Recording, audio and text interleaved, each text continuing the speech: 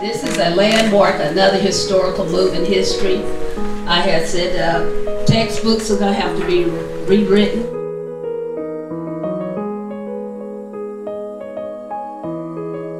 This was the first. There were landmark decisions made during this case, Norris versus the state of Alabama, which allowed black people to be on the jury for the first time in cases. So this Scottsboro case was actually the first precedent for the civil rights movement.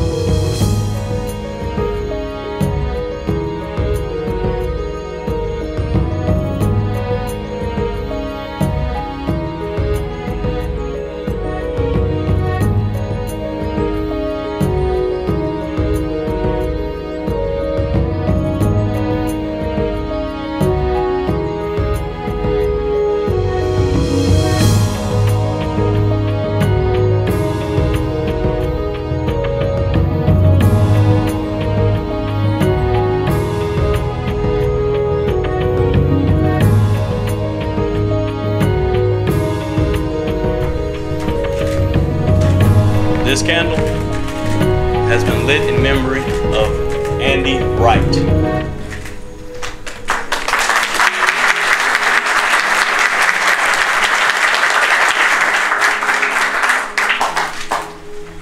Good morning. Good morning. This has been a long time coming. Yes. And it is long overdue. But you know, it's never too late to do the right thing. That's right. And I'm so proud today to be here in Scottsboro to sign the bill and this resolution to correct the injustices that were carried out against these young men called the Scottsboro Boys. The Scottsboro case has been studied extensively over the years. And all the experts conclude the same thing, that the Scottsboro Boys were wrongly convicted. That's right.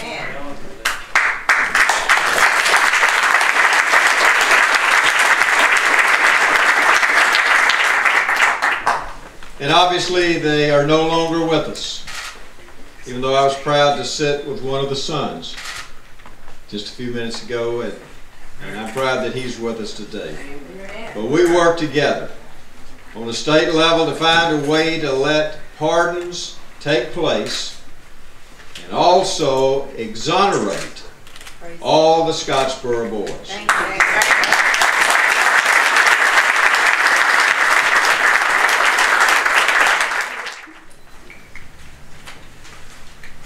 Some might ask, why is it so important that we give a pardon or exonerate people who have already passed on?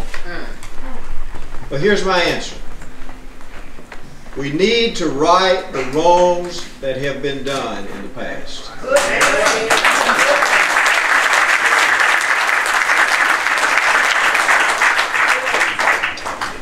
We should never ignore our history. It's important to confront our history and secure justice whenever we can.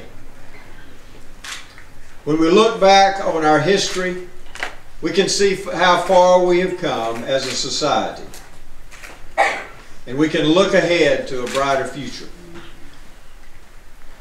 But Scottsboro was on the forefront of civil rights even before then. That's right.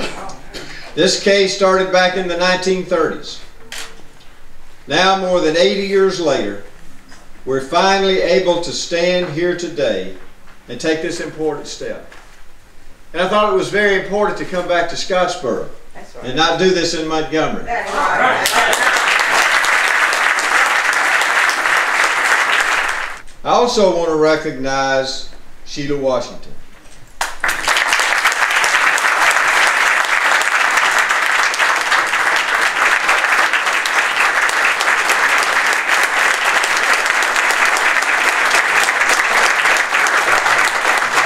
And thanks to the goodness of Sheila Washington and her team, they came to visit me some months ago and said, we want someone from Decatur to help handle this legislation because Decatur, along with Scottsboro, has a stake in this historical event.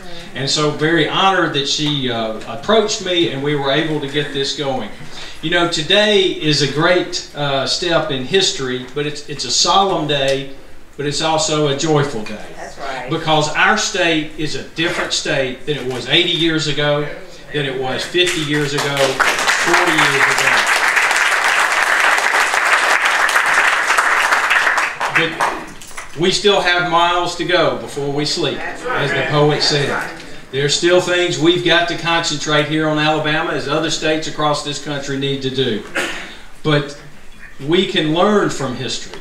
We can learn from this event and what we are doing here today and putting the final chapter, even though we'll continue to learn from this event, through what the governor is going to be able to sign through the pardoning and the exoneration of these 8 remaining young men.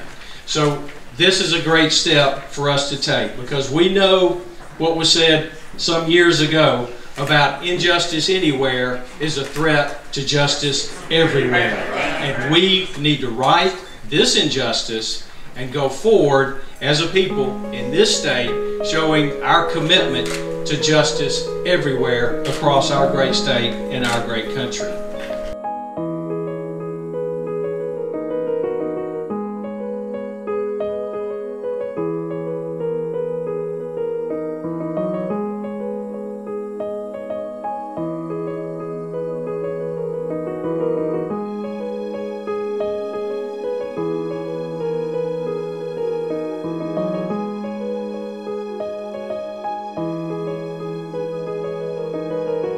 You're the son of Clarence Norris.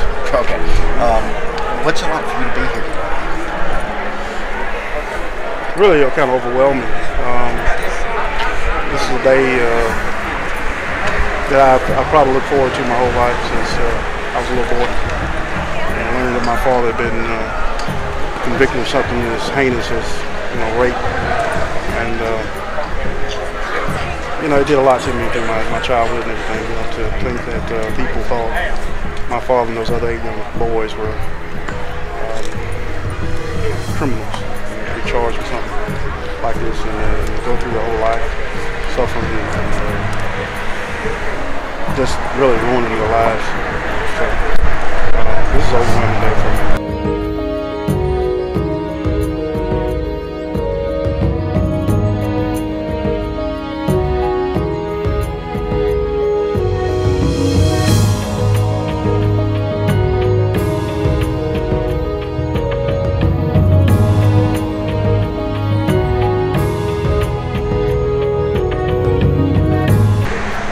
This day means that these guys were not only, pardoned, but they're exonerated. In other words, they were not guilty at all of what they were accused of. So even though they're gone and have moved on, their names have been cleared. And any other family descendants of those other 8 guys can rest now knowing that their family member was not guilty of the crime they were accused of.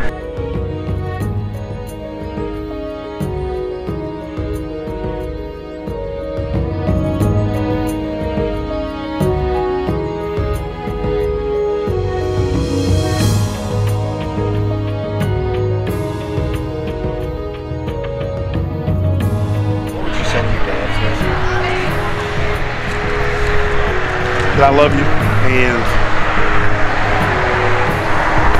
I'm sorry that you had to go through all that you went through. Today, I hope that you're in peace.